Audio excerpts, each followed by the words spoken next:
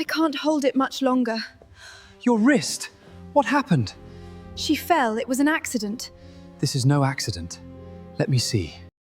I had been serving in Ashworth Manor for 11 months when the Duke finally saw my scars. It happened on a Tuesday afternoon, ordinary in every way except for the accident that changed everything. I was carrying a heavy silver tureen of scalding soup from the kitchen to the formal dining room, a task I performed daily, despite the burns that never quite healed on my wrists and forearms. The Duchess insisted I serve personally. Not because I was skilled at service, I was not. I had been a governess before my circumstances collapsed, educated far beyond my current station, trained for a life of the mind rather than a life of labor. But the Duchess had discovered this incongruity and found it amusing. The fallen governess shall serve soup, she had decreed, that first terrible week. Let her learn what real work feels like. So I carried the tureen, day after day, my hands blistering from the heat that seeped through inadequate serving cloths, my wrists marked by the splatters and spills that accumulated over months of forced labor. The burns layered upon burns, scar tissue forming over wounds that never had time to properly heal. I had stopped feeling the pain months ago. What I felt instead was resignation, the dull acceptance of a woman who understood that her circumstances offered no escape. I was 43 years old, widowed, with no family to advocate for me and no resources to seek alternative employment. The Duchess had made clear that any reference she provided would be devastating. I would serve, or I would starve. So I served. The accident happened because the kitchen maid bumped my elbow as I passed through the doorway. The tureen tilted, soup sloshed, and I instinctively adjusted my grip to prevent a catastrophe. In doing so, my sleeve rode up, exposing the network of burns and scars that marked my forearms like a map of suffering.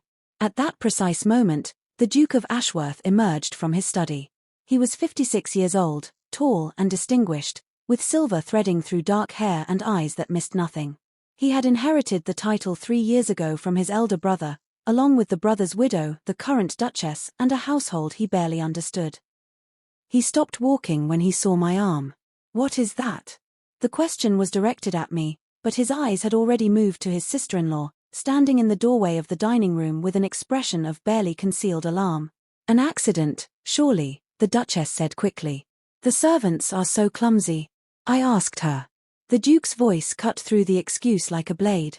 He stepped closer to me, his hand reaching out to gently, so gently, take my wrist and examine the damage. I saw his face change as he understood what he was seeing. Not a single accident, but months of accumulated injuries. Not clumsiness, but cruelty. "How long has this been happening?" I could not answer. The Duchess was watching, and I knew what would happen if I spoke the truth. But the Duke's eyes met mine, and something in them made me believe, for the first time in 11 months, that truth might actually matter. Since she arrived, I heard myself say, 11 months. The silence that followed was the loudest I had ever experienced. If you want to know what the Duke did when he discovered his sister-in-law's cruelty, and what happened to the servant who finally told the truth, subscribe right now. This channel is just beginning, and every single subscriber helps us reach our goal of 10,000. Stay with me. This story is about to reveal what happens when power is finally held accountable. My name is Frances Thornwood, and I had once been respectable. My husband, Dr. James Thornwood, had been a physician of considerable reputation in Bristol. We had lived comfortably, if not extravagantly, in a modest house with enough servants to maintain propriety and enough income to provide security. Then James died. The fever that swept through Bristol 3 years ago took him in a single terrible week.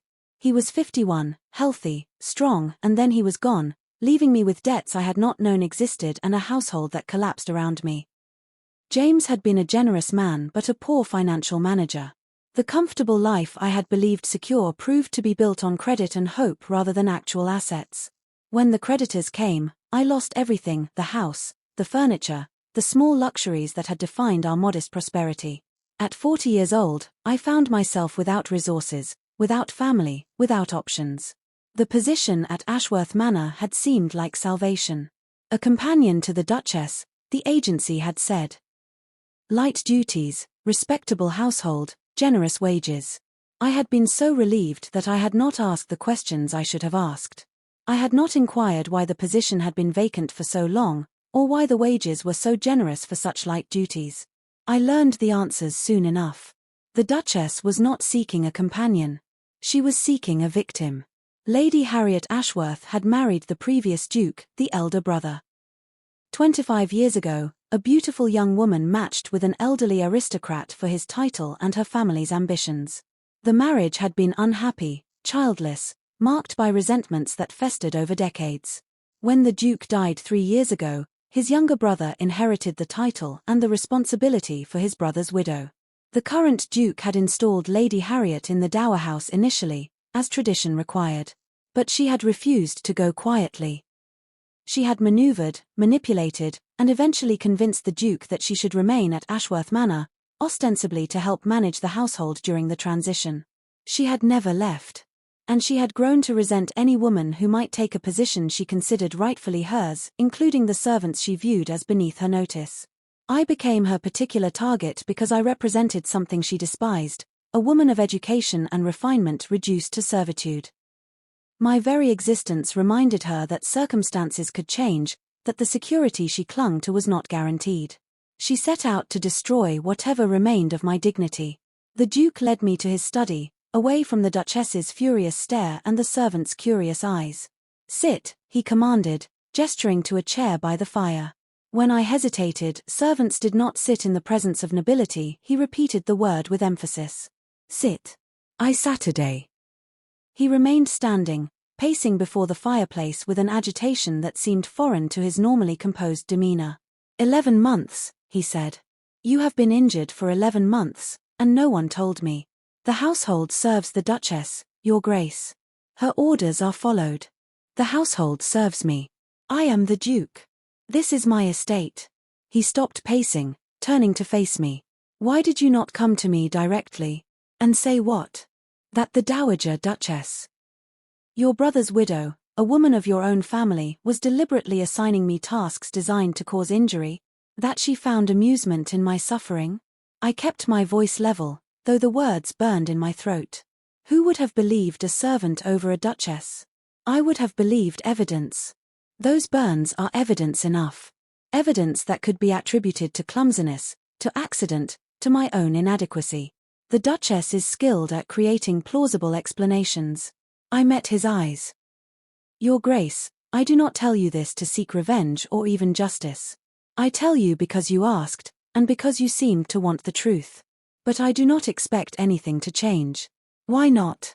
Because nothing has changed in 11 months. Because the other servants have watched my suffering without intervention. Because the entire household has adapted to her cruelty as though it were simply the way things are done. I looked down at my burned wrists. I stopped expecting rescue long ago. He was silent for a long moment. What was your name before you came here? Your full name? Francis Thornwood. My husband was Dr. James Thornwood of Bristol. A physician's wife. Something shifted in his expression. You were educated, then. Trained as something other than a servant.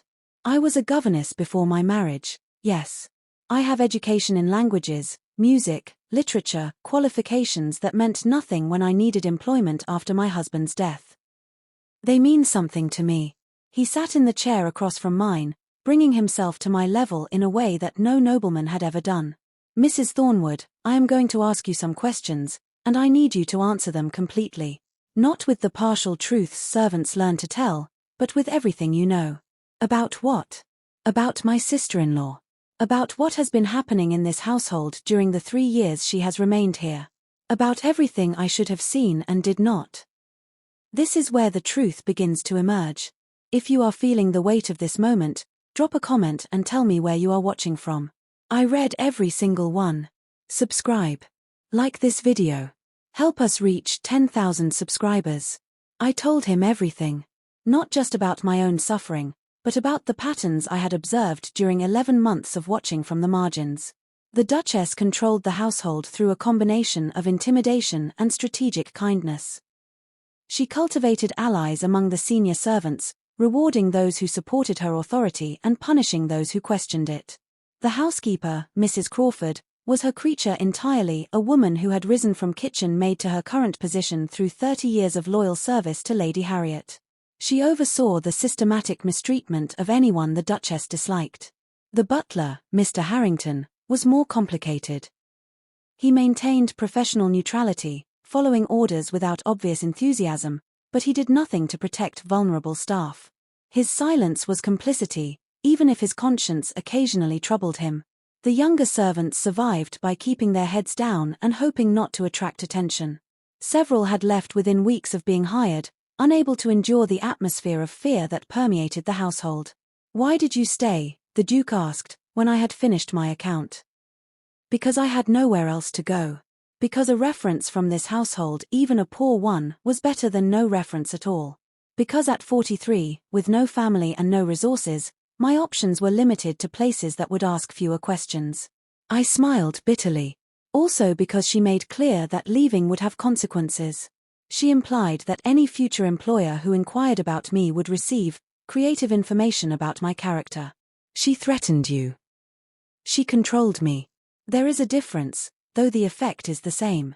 The Duke rose from his chair and walked to the window, staring out at the grounds of the estate he had inherited but apparently never truly examined. "I have been negligent," he said finally. "I inherited this house, this title, this responsibility, and I delegated everything to a woman I barely knew because she claimed expertise and I wanted to be left alone." "You were grieving your brother." "My brother was not a good man. He was cold, selfish, concerned only with his own pleasures. I did not grieve him, I grieved the idea of brotherhood that had never actually existed." He turned back to face me. "That is not an excuse. I should have taken control of my own household instead of allowing a resentful widow to shape it in her image. What will you do now?" "I will correct my mistakes. Starting immediately." The confrontation with the Duchess happened that same evening. I was not present for it. Servants were not included in family discussions, regardless of how central they were to the topic. But I learned the details later, pieced together from the whispers of other staff members who had positioned themselves near enough to overhear. The Duke summoned Lady Harriet to his study and presented her with the evidence of her cruelty. My burned arms, the testimonies of servants who finally felt safe enough to speak, the records of unusual staff turnover that suggested a pattern of systematic abuse. She denied everything at first. Then she attempted to explain, claiming that I was difficult, insubordinate, that the burns were the result of my own incompetence. When those explanations failed to convince, she tried a different approach. She wept. For 25 years, tears had been her most effective weapon. She had used them to manipulate her husband, to extract concessions, to deflect criticism. She assumed they would work on the Duke as they had worked on his brother. They did not. "You will leave Ashworth Manor tomorrow," the Duke said, his voice audible even through the closed door. "I have arranged for your removal to the Dower House, as should have happened 3 years ago. You will receive the income your marriage settlement provides, nothing more. You will not return to this house without my explicit invitation, and I do not anticipate extending one. You cannot do this. I am the Duke of Ashworth. I can do whatever I wish with my own household." His voice was implacable. "You have abused my trust, mistreated my servants, and created an atmosphere of cruelty that I am ashamed to have permitted. This ends now." The Duchess emerged from the study with her composure in ruins. Tears streaking her face, her elegant bearing collapsed into something desperate and ugly. She saw me standing in the hallway, drawn by the raised voices like everyone else. "You," she hissed. "You have destroyed everything." I answered questions truthfully. "The destruction was your own doing." For a moment, I thought she might strike me. Her hand rose, her face contorted with rage. But the Duke appeared in the doorway behind her, and whatever violence she contemplated died in her eyes. "Go to your chambers," he said quietly. "Pack what you need for immediate departure. The rest will be sent to you." She went. And I stood in the hallway, surrounded by servants who had watched my suffering for 11 months, wondering what would happen next. The days following the Duchess's departure were strange ones. The household, so long shaped by fear and favor, struggled to find its new equilibrium. Mrs. Crawford, the housekeeper who had been Lady Harriet's most devoted ally, was dismissed within the week, not dramatically, but firmly, with adequate severance and a reference that was accurate without being cruel. Mr. Harrington, the butler, resigned before he could be asked to leave. His conscience, suppressed for so long, apparently found the weight unbearable once the structure that had demanded his complicity was removed. New staff were hired. The atmosphere began to shift. Servants who had kept their heads down for years started to speak openly, to smile, to exist as people rather than functions. And I did not know what I was. The Duke had removed me from service immediately after the confrontation, installing me in guest chambers and providing me with a personal maid, luxuries that felt absurd given my circumstances. He had said only that we would discuss my situation once the immediate crisis was resolved. The discussion came a week after the Duchess's departure. Mrs. Thornwood. The Duke gestured for me to sit in the same chair I had occupied during my confession. I have been considering your situation. As have I, Your Grace. I assume I should begin looking for new employment. That is one option. He paused. I have another to propose. Another? You were a governess before your marriage. You have education in languages, music, literature. Qualifications that you said meant nothing when you needed employment. They have not been in great demand, no. They would be in demand here. He met my eyes. Ashworth Manor requires a manager. Not a housekeeper. I have hired a new one, a competent woman from a neighboring estate. But someone to oversee the broader operations. To ensure that what happened under my sister-in-law's supervision never happens again. You are offering me a position? I am offering you a position with authority, compensation appropriate to your education and experience, and living quarters that reflect your status as a professional rather than a servant. He paused. I am also offering you something else, though this is more delicate. What? A place. A home. A role that uses your abilities rather than degrading them. His voice softened slightly. You have suffered greatly in this house, Mrs. Thornwood. I cannot undo that suffering, but I can ensure that your remaining years here, if you choose to stay, are marked by dignity rather than degradation. I stared at him, trying to understand what I was hearing. Why would you do this? You barely know me. I know that you endured 11 months of cruelty without breaking. I know that you told the truth when you had every reason to lie or minimize. I know that you are intelligent, observant, and apparently incapable of the kind of calculation that defined my sister-in-law. He smiled slightly. Those qualities are valuable. I would be foolish not to recognize their worth. We are at the offer now. If you are feeling this moment of unexpected hope, share this video with someone who has been underestimated. Subscribe. Help us reach 10,000 subscribers. Every single one of you matters. I accepted the position. What else could I do? The alternative was to leave Ashworth Manor and seek employment elsewhere, carrying with me the scars of 11 months of abuse and no reference that could explain my circumstances without inviting uncomfortable questions. Besides, there was something about the Duke's offer that appealed to more than my practical needs. He was offering me a chance to rebuild not just my circumstances, but my sense of self. For 11 months, I had been defined by my degradation. He was offering me the opportunity to be defined by my capabilities instead. The transition was not easy. The staff who had watched my suffering were uncertain how to treat me now that I occupied a position of authority. Some were resentful, believing I had advanced through manipulation rather than merit. Others were supportive, recognizing that I understood the household's problems from the inside and might actually address them. I navigated these dynamics carefully, aware that my authority was fragile and easily undermined. I did not demand respect. I earned it, one decision at a time, demonstrating that I was fair, competent, and genuinely interested in the welfare of everyone in the household.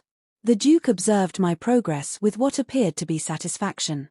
You have a talent for this, he told me, 3 months after my appointment. The household runs more smoothly than it has in years. The household runs more smoothly because people are no longer afraid. Fear creates compliance, but it also creates resentment and inefficiency. People work better when they believe their efforts matter. My sister-in-law would disagree. Your sister-in-law believed that cruelty was the same as strength. She was wrong. He was quiet for a moment, studying me with that penetrating gaze that had first seen my scars and decided to care. You are remarkable, Mrs. Thornwood. I am practical, Your Grace. There is a difference. Perhaps. But practicality wielded with wisdom is itself a form of remarkability. The first year of my new position established patterns that would define the rest of my tenure at Ashworth Manor. I created systems, clear hierarchies of responsibility, fair methods for addressing grievances, regular meetings where concerns could be raised without fear of retaliation. The household became, for the first time in decades, a place where people wanted to work rather than a place they endured. The Duke and I developed a working relationship that surprised us both with its ease. He consulted me on household matters, valued my opinions on staff management, and gradually extended his trust into other areas: the estate's charitable obligations, the management of tenant relations, the social functions that his position required. I discovered that managing a great household used many of the same skills I had developed as a governess and a physician's wife. Understanding people.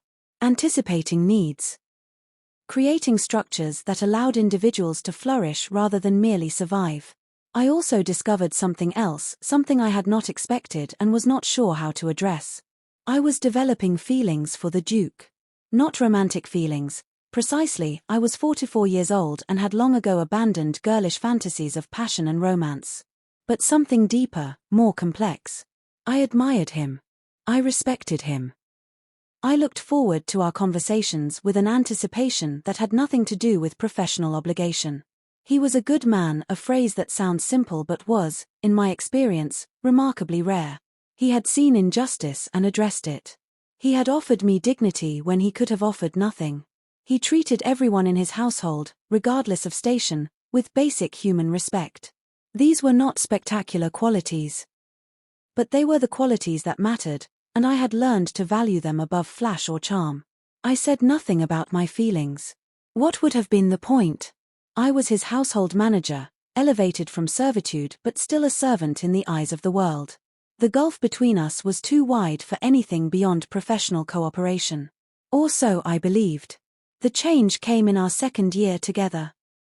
The Duke had been away in London for 3 weeks, attending to parliamentary business that required his presence. When he returned, something in his manner had shifted, a restlessness, a preoccupation that seemed unlike his usual composure. "Is something troubling you, Your Grace?" I asked, during our first meeting after his return. He looked at me for a long moment before answering. "My colleagues in London have been encouraging me to remarry. They believe a duke without an heir is a duke without purpose, and they have presented me with a list of suitable candidates." "I see." I kept my voice neutral, though something twisted in my chest. "And have you found any of the candidates appealing?" "They are all young, beautiful, accomplished, and entirely interchangeable. They have been trained from birth to be ornamental wives, and they would perform that role admirably." He paused. "I have no interest in any of them. Perhaps your standards are too high. Perhaps my standards have simply evolved." He stood from his desk and moved to the window, that familiar posture of contemplation I had come to know so well. "Mrs. Thornwood, may I ask you a personal question?" "Of course." "Have you ever considered remarrying?" The question caught me off guard. No, Your Grace. I am 44 years old, a former servant with no fortune and no connections. Remarriage is not a realistic consideration for someone in my position. But if it were realistic, if someone were to ask, I do not understand what you are asking. He turned from the window to face me, and I saw something in his expression that I had never seen before: uncertainty, vulnerability, a fear of rejection that seemed entirely foreign to a man of his position. "I am asking whether you would consider marrying me." The silence that followed his question stretched for what felt like hours. "Your Grace, please, call me Arthur. If we are to have this conversation, let it be as equals." "We are not equals." "That is precisely the point." I stood from my chair, needing movement to process what I was hearing. "You are the Duke of Ashworth. I am your household manager, a woman who was serving soup and suffering burns 14 months ago. The gulf between us. The gulf between us is a fiction created by social convention. The reality is that you are the most intelligent, capable, admirable woman I have ever known." He moved closer, though he stopped at a respectful distance. "I have spent 14 months working beside you, talking with you, watching you transform this household through sheer force of competence and compassion. I know you better than I have ever known anyone. That does not mean marriage is appropriate. Appropriate is another word for conventional. I have spent my entire life being appropriate, and it has brought me nothing but a brother who despised me and a sister-in-law who corrupted my household. His voice softened. I am 57 years old, Francis. I have perhaps 20 years remaining, if I am fortunate. I do not want to spend those years with an ornamental wife I do not love. I want to spend them with someone who matters to me. And I matter to you. You matter to me more than anyone I have ever known. I turned away, unable to look at him while my thoughts tumbled in chaos. The scandal would be immense. A duke marrying his household manager, a woman who was a servant. Let them be scandalized. I have never cared what society thinks, and I am too old to start now. Your heir, your family. My heir is a nephew who would inherit regardless of my marital status.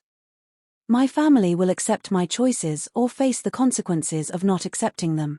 He stepped around me, meeting my eyes with an intensity that made my breath catch.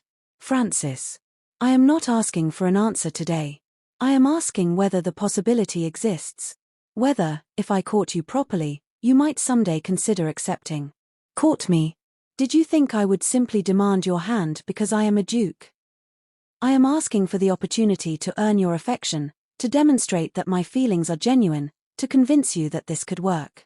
I looked at this man, this good, decent, remarkable man who had seen my scars and chosen to care, who had offered me dignity when I expected only dismissal, who was now asking me to consider spending my remaining years as his partner. Yes, I said softly. The possibility exists. His face transformed with relief and joy. That is enough. That is more than enough. The courtship that followed was unlike anything I had experienced. Arthur, I learned to call him Arthur, though it took time, did not simply assume that his position entitled him to my affection. He courted me genuinely, as though I were a woman of consequence whose favor needed to be earned. He took me walking in the estate gardens, discussing everything from politics to poetry. He shared meals with me in his private study, abandoning the formal dining room where our difference in station would have been emphasized.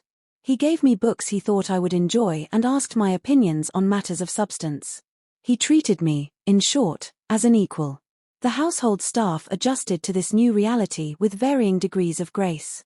Some were scandalized, the Duke courting a woman who had been serving soup a year ago.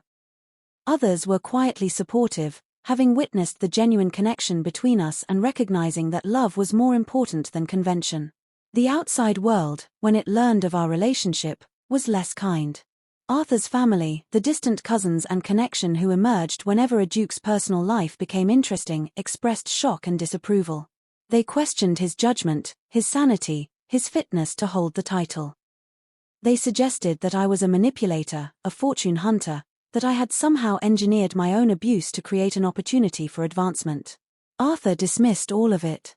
They do not know you, he told me, after a particularly vicious letter from a cousin I had never met. They see only circumstance, never character. Their opinions are worth exactly as much as their knowledge, which is to say, nothing at all. Their opinions could damage your reputation. My reputation is built on 30 years of honorable service and responsible stewardship. One unconventional marriage will not undo that. He took my hand. And if it does, I would rather be disreputable and happy than respectable and miserable. We married on a quiet Thursday afternoon, 18 months after he first asked the question. The ceremony was small, just the household staff, Arthur's tolerant nephew, and a handful of genuine friends. I wore a gown of soft grey silk, and Arthur looked at me as though I were the most beautiful woman in the world. I was 50 years old. He was 58. We had, perhaps, 2 decades remaining to us. We intended to make them count. We had 15 years together. 15 years of partnership, of conversation, of the quiet happiness that comes from sharing your life with someone who genuinely understands you. We managed Ashworth Manor as a team, improving conditions for tenants and servants alike, creating a household that became known throughout the county as a place of fairness and dignity. Arthur died at 73, peacefully, with me beside him. I never regretted it, he told me, near the end. Marrying you. The scandal, the whispers, the disapproval, none of it mattered. What mattered was waking up every morning next to someone I loved and respected. What mattered was having a true partner. I never regretted it either. Promise me something. Anything. Promise me that you will not disappear after I am gone.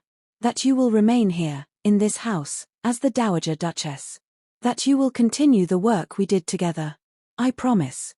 He smiled, that same gentle smile that had first made me believe I might be worth something, all those years ago when he saw my scars and chose to care. You are remarkable, Francis. You always said that. I always meant it. He died the next morning. I lived another 12 years as the Dowager Duchess of Ashworth, fulfilling the promise I had made. The nephew inherited smoothly, and his wife, a sensible woman who had always supported our unconventional marriage, welcomed my continued presence at the manor. On my final day, surrounded by staff who had become family and memories of a love I had never expected to find, I thought about the burns that had once marked my wrists. They had long since faded to pale lines, barely visible unless you knew to look for them. But I still remembered what they represented, not just cruelty, but the moment when cruelty had been recognized and addressed. The moment when someone with power had chosen to use that power for protection rather than exploitation. Arthur had seen my scars and decided they mattered. Everything that followed our partnership, our love, our 15 years of happiness, grew from that single moment of choosing to see, to care, to act. His Duchess had made her serve hot soup.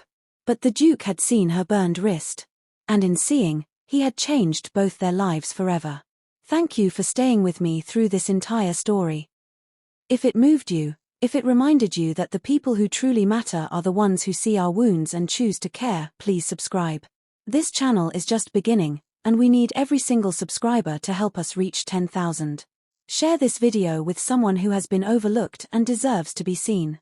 Comment where you are watching from. I read every single one, and I want to say hello to you. Like this video. Subscribe to our channel. Help us reach the people who need these stories.